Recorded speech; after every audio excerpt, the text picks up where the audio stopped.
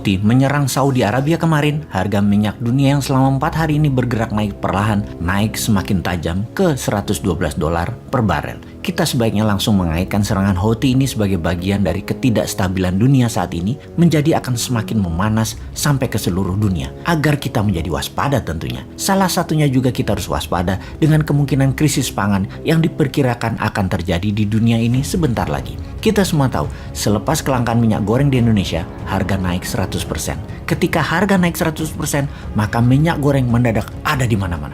Ajaib ya, sulap. Bukan, begitulah negara kalau kalah dengan mafia. Begitulah negara kalau dimodali dengan mafia pangan. Kita lanjut, setelah BBM naik 2 kali, ditambah minyak goreng naik 100%.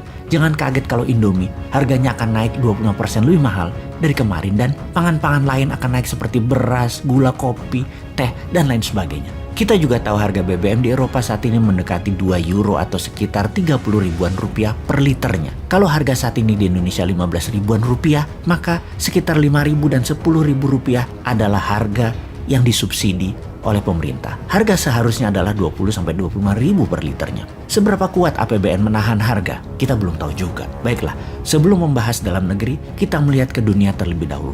Efek perang Ukraina terhadap harga pangan. Sungguh, perang bisa menjadi masalah besar di dalam rantai pemasok pangan dunia. Bisa mendistrupsi banyak hal termasuk kekurangan pangan. Contoh terbaik salah satunya adalah harga minyak bumi. Ketika mendekati perang, harga minyak sudah mulai merangkak naik. Yang diikuti banyak komoditas lainnya, harganya pun bergerak naik. Tidak kecuali gandum, gula, dan minyak goreng. Kita mulai analisa dengan angka dan data. Rusia adalah pengekspor nomor 1 dunia dengan 18% gandum dunia. Ukraina nomor 5 dunia dengan 7% produk ekspornya. Dikombinasi mereka berdua, Rusia, Ukraina menjadi 20% ekspor gandum oleh mereka.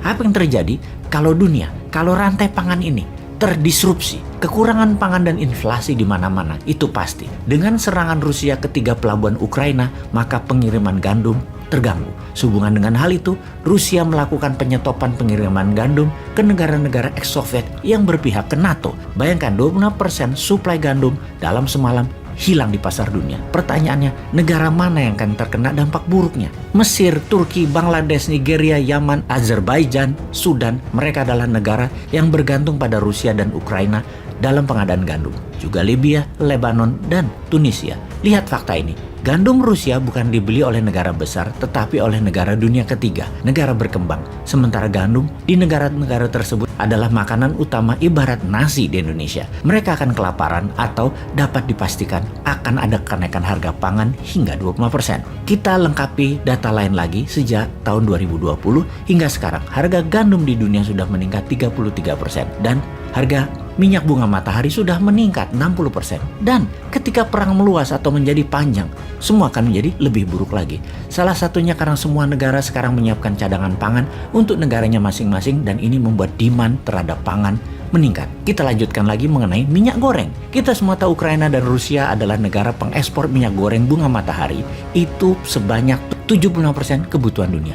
Mereka memonopoli sunflower oil dan saat ini produksinya berkurang jauh. Kita tahu bahwa di dunia ini ada minyak kelapa sawit, minyak kedelai dan lain sebagainya. Namun sunflower oil dan olive oil adalah hidangan utama di negara maju seperti Eropa dan Amerika. Penggunaannya banyak, terutama di dunia restoran, food industry, sementara suplai barang tersebut menurun tajam. Yang terakhir, kita analisa adalah harga gula yang sejak tahun 2020 sudah meningkat lebih dari 20% harganya di dunia. Memang Rusia dan Ukraina bukan top produser gula, namun gula selalu menjadi produk ikutan yang sensitif naik ketika konflik terjadi. Dan sebagai pengingat saja, hub barang-barang pangan Afrika dan Asia Barat adalah negara Mesir, di mana saat ini negara yang ambil barang tersebut melalui Mesir dibatasi karena pemerintah Mesir mulai mencadangkan untuk cadangan pangan nasional Mesir. Libya, Sudan, Nigeria, Yaman mulai marah terhadap Mesir. Kembali ke awal cerita, Houthi menyerang Saudi. Apakah kemarahan tersebut bagian dari marahnya pemberontakan Houthi? Mungkin saja. Itulah efek perang di Ukraina, di mana kita di Indonesia tidak terlibat apapun sejauh ini, namun sudah merasakan efeknya secara langsung. Juga warga Bangladesh, warga Ethiopia, Lebanon, Tunisia yang bisa kelaparan, yang akan membuat dunia semakin rawan untuk bentrok demi pangan sebagai bagian dari perang dunia ketiga. Mungkinkah itu terjadi?